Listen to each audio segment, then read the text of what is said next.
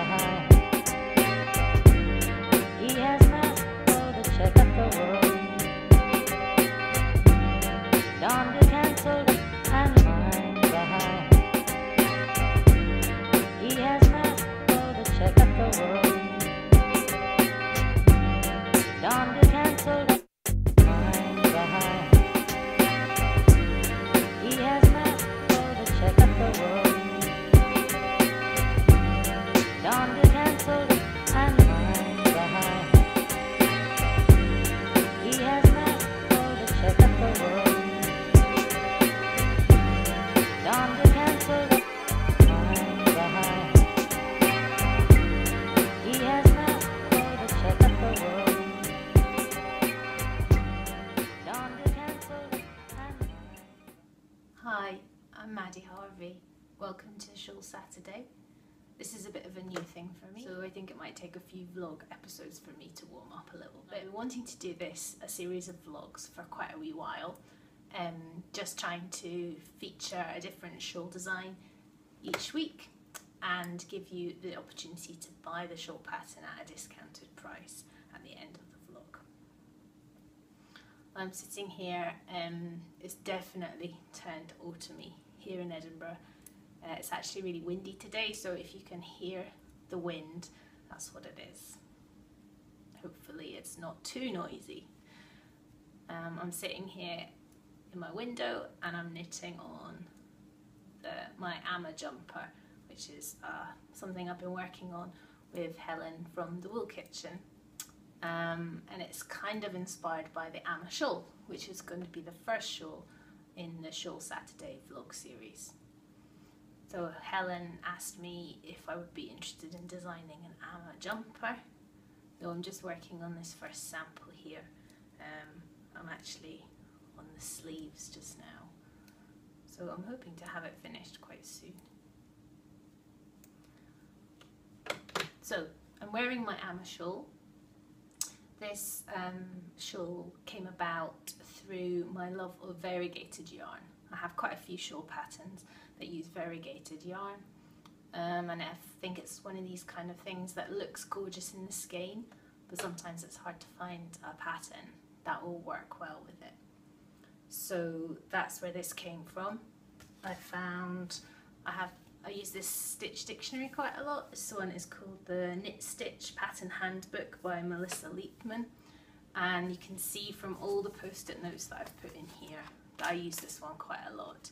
So the basic stitch pattern for the Amma shawl came from this stitch dictionary, and you can see, I'll show you the page actually.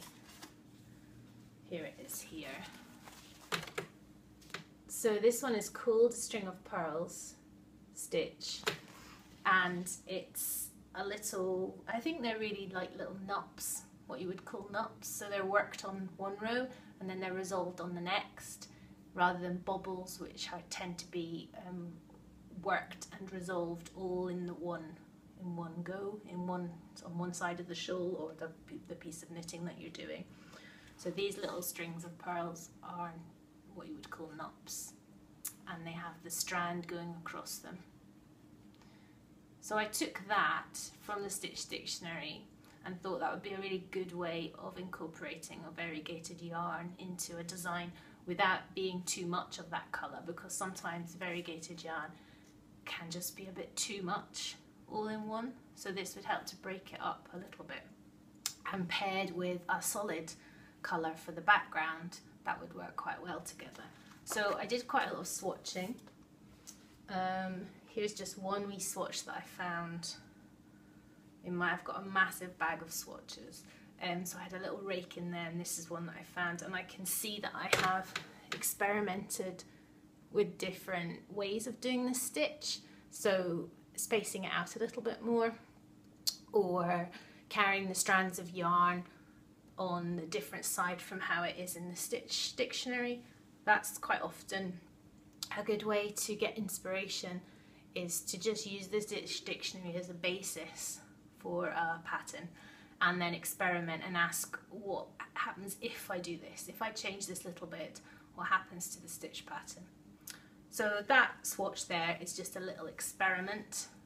You know, some of it doesn't look very nice, but that's okay because I was just playing with the stitch pattern until I found something that I really liked. And actually I've got these are 2 swatches that I've done when I've been swatching for my Amma sweater.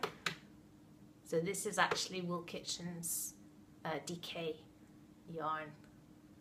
So you can see there, there's more of a space between the little purl bumps than in the original stitch pattern in the Stitch Dictionary. And there's another one there. So a lot of the swatching that I do is playing about with stitch patterns until I get them how I want them, or that they're looking really good. So the Amma shawl then, it's quite a wide shawl. I'll not be able to get it all in here.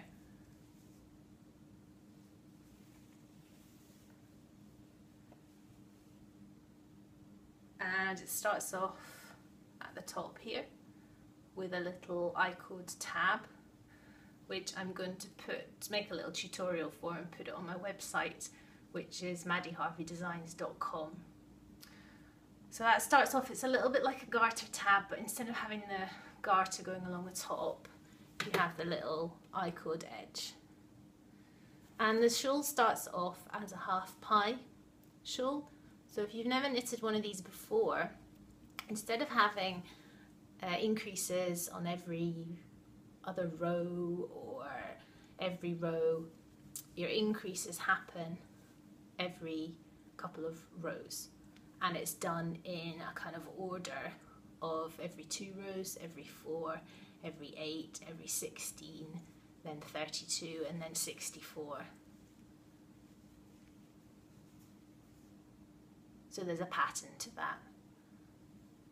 And in between these increase rows, which are done with yarn overs here, there are the strands, the string of pearls. Oh, and I should probably say that the name Amma is related to this stitch pattern being called string of pearls, because Amma is a Japanese pearl diver who quite often they are women. It's one of these things that's a bit of a dying art now, I think, in Japan. This deep sea diving for pearls, and these women can hold their breath for a really, really long time to dive down to find the pearls. So that's why the shawl's called Amma. So that carries on. So it starts up here, grows out with the increases and these string of pearl stitches until we get to the bottom here, where there are some short rows. So that's when the colours change over. That's when we have the variegated as the background, but it's broken up with the string of pearls in a solid colour.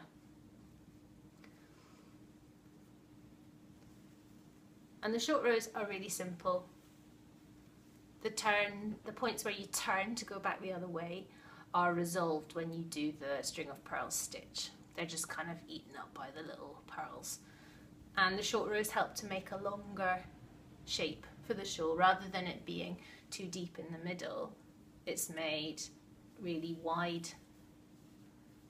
And then the last short row is completed in the solid colour there, and then it's got an I-cord edging to finish.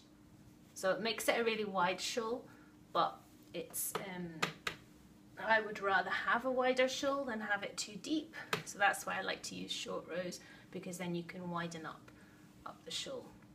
So this one has been knitted in yarn from the Wool Kitchen, and my pink and grey sample that I did originally, that's also in Helen's yarn, and you can buy the pattern with 15% off over the weekend up until Monday lunchtime, and that's if you use the code ShawlSaturday_Amma, so it's all capital letters, ShawlSaturday_Amma.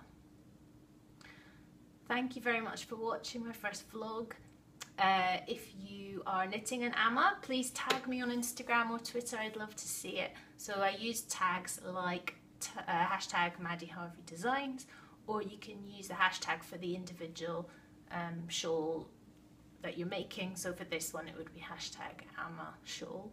And oh, maybe I should just show you my Amma jumper. So So it's got quite a boat neck, and it's got the string of pearls pattern across the front here, across the yoke. And it's going to be a slightly cropped, oversized jumper. This one's got a bit of a sort of colour block effect going on, which might be an option in the finished pattern. I haven't quite decided yet. Sometimes some of these decisions just happen as you go along. Anyway, thanks for watching and enjoy knitting your Amma shawl.